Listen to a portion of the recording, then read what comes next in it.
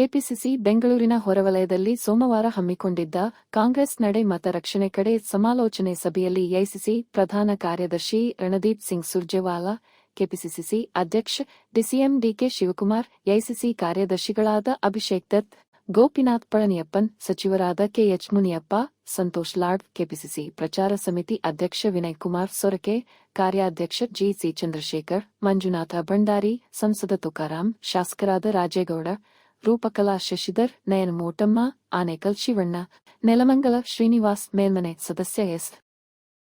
ರವಿ ಸೇರಿದಂತೆ KPCC, DCC ಪದಾಧಿಕಾರಿಗಳು ಮತ್ತಿತರರು ಭಾಗವಹಿಸಿದ್ದರು.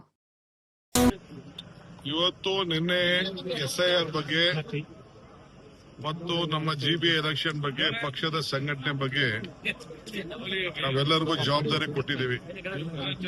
ಎಲ್ಲ ಡಿಸ್ಟ್ರಿಕ್ಟ್ ಮಿನಿಸ್ಟರ್ಸ್ ಕಂಪಲ್ಸರಿ ಪ್ರತಿ ವಿಧಾನಸಭಾ ಕ್ಷೇತ್ರನೂ ಕೂಡ ಅವರು ಟೂರ್ ಮಾಡಲೇಬೇಕು, ಮಾಡಿ ಕಾರ್ಯಕರ್ತರ ಸಭೆಯನ್ನ ಮಾಡಬೇಕು. PLAಗಳನ್ನ ಅವ್ರಿಗೆ ಚೆನ್ನಾಗಿ ಟ್ರೈನಿಂಗ್ ಕೊಡಬೇಕು.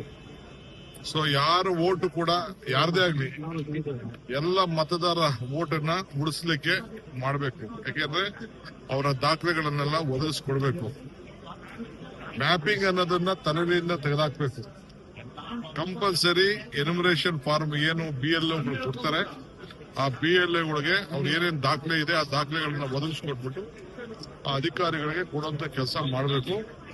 BLOಗಳು ಕೂಡ ಸರಿಯಾದ ರೀತಿಯಲ್ಲಿ ಯಾವ ದ್ವೇಷ ಮನೋಭಾವ ಪಕ್ಷ ಅಲ್ಲದೆ ಎಲ್ಲರೂ ಕೂಡ ಸಹಕಾರವನ್ನ ಕೊಡಬೇಕಾಗ್ತದೆ.